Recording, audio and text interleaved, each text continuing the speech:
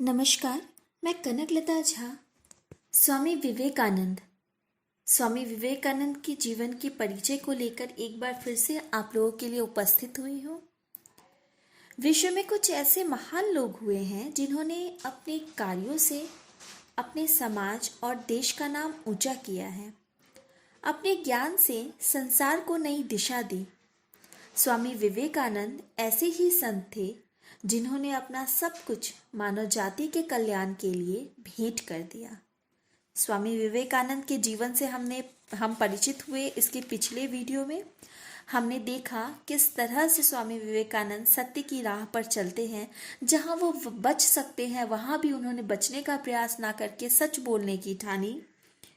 ये देखकर उनके अध्यापक भी बहुत दंग रहते थे। स्वामी विवेकानंद का जन्म 12 जनवरी 1863 को मकर संक्रांति के दिन कोलकाता में हुआ। स्वामी विवेकानंद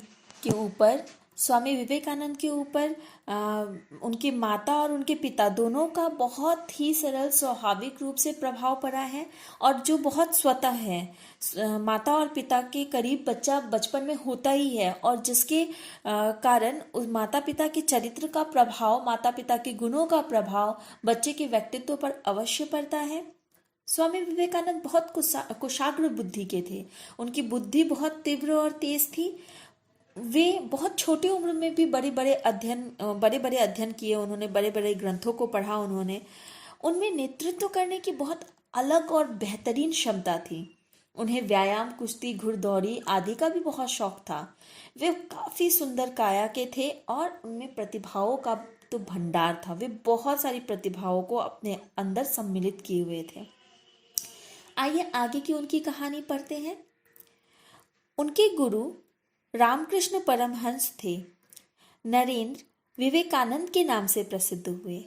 एक बार स्वामी विवेकानंद अमेरिका गए। अमेरिका के शिकागो शहर में विभिन्न धर्मों के प्रतिनिधि अपने अपने धर्म के विषय में बताने आए थे।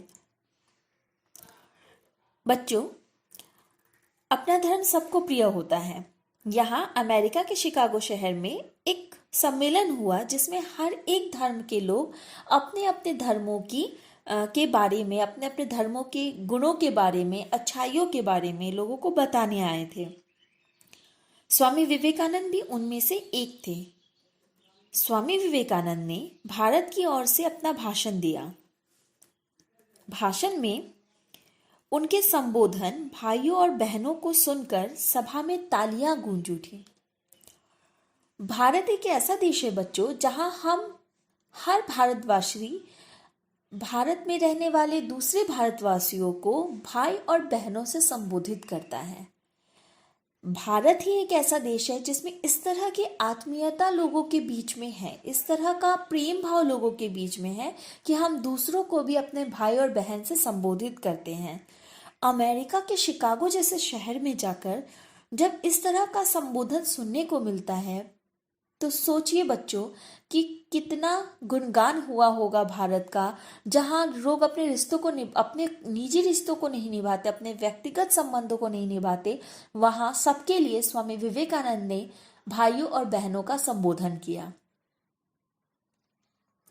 अगले दिन उनके भाषण की चर्चा पूरे अमेरिका में हुई। उन्होंने अपने कार्यों और विचारों से विश्व में भारत का नाम रोशन किया।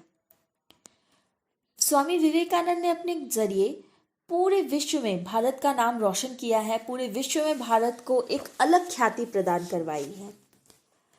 विदेश भ्रमण के दौरान एक दिन स्वामी विवेकानंद ने देखा कि कुछ लड़के नदी में तैर रहे अंडे के छिलकों पर निशाना लगा रहे थे। किसी का निशाना ठीक नहीं लग पा रहा था। विवेकानंद जी उनके पास गए और लगातार कई बार सही निशाने लगाए। उन लड़कों ने हैरानी से पूछा, आप ऐसा कैसे कर लेते हैं? सारे निशाने ठीक कैसे लगा लिए? तब उन्होंने कहा, अपना पूरा ध्यान काम पर लगाओगे तो सफलता जरूर मिलेगी। बहुत ही बेहतरीन पंक्ति है ये, जो हम अपने जीवन में हमें आत्मसात करना चाहिए। हम अपने लक्ष्य को तो ठान लेते हैं, लेकिन उस लक्ष्य की प्राप्ति के लिए आगे बढ़ना और किस तरह से आगे बढ़ना है, किस तरह से एकाग्र होकर आगे बढ़ना है, ये कहीं ना कहीं बच्चों हम भूल जाते हैं। इसे हम ना भूलकर स्वामी विवेकानंद की ये बात अवश्य हमें याद रखनी चाहिए कि अपना पूरा ध्यान अगर काम पर लगाओगे तो सफलता जरूर मिलेगी। हम भटक जाते हैं, उस भटकाव को हमें रोकना है। उस भटकाव को रोक कर हमें सही दिशा में अगर हम प्रयत्न करेंगे तो हमें सफलता अवश्य मिलेगी। वे केवल एक संत ही नहीं, देशभक्त, वक्ता, विचारक, लेखक भी थे। उनका संदेश उठो, जागो और तब तक ना रुको जब तक कि मंजिल प्राप्त ना हो जाए। ये भी पंक्ति बच्चों हमारे लिए बहुत महत्वपूर्ण है कि हमें हमें उठना है, जागना है और तब तक नहीं रुकना है जब तक कि हमें अपनी मंजिल, जो हमने लक्ष्य ठाना है, वो पूरा ना हो जाए, वो हमें प्राप्त ना हो जाए। बच्चों इसके प्रश्नोत्तर कुछ हम ध्यान देंगे। ये जो जीवनी है ये तो बहुत प्रेरणादायक जीवनी है। इसके प्रश्नोत्तर पर हम कुछ दृष्टि डालते हैं। छात्रों को दंड क्यों दिया गया? छात्र कक्षा में पढ़ाए गए विषय पर ध्यान न देकर कहानी सुन रहे थे, इसलिए उनको दंड दिया गया। उन्होंने प्रश्नों के उत्तर, शिक्षक द्वारा पूछे गए प्रश्नों के उत्तर सही नहीं दिए। स्वामी विवेकानंद का जन्म कब और कहाँ हुआ था? स्वामी विवेकानंद का जन्म कोलकाता में 12 जनवरी 1863 में हुआ था। शिकागो की सभा में तालियां क्यों गूंज उठी? शिकागो की सभा में तालियां इसलिए गूंज उठी क्योंकि स्वामी विवेकानंद ने सबको भाइयों और बहनों करके संबोधित किया था। सफलता कब मिलती है? जब हम अपना पूरा ध्यान अपने लक्ष्य की ओर लगा देते हैं, तब हमें सफलता मिलती है। बच्चों, ये कहानी, ये जीवनी बहुत सुंदर है। आप इसे अपने जीवन में आत्मसात कर सकते हैं। जितने प्रश्नों के उत्तर मैंने आपको लिखाए, वो प्रश्नों के उत्तर आपको लिखने हैं और याद करने हैं।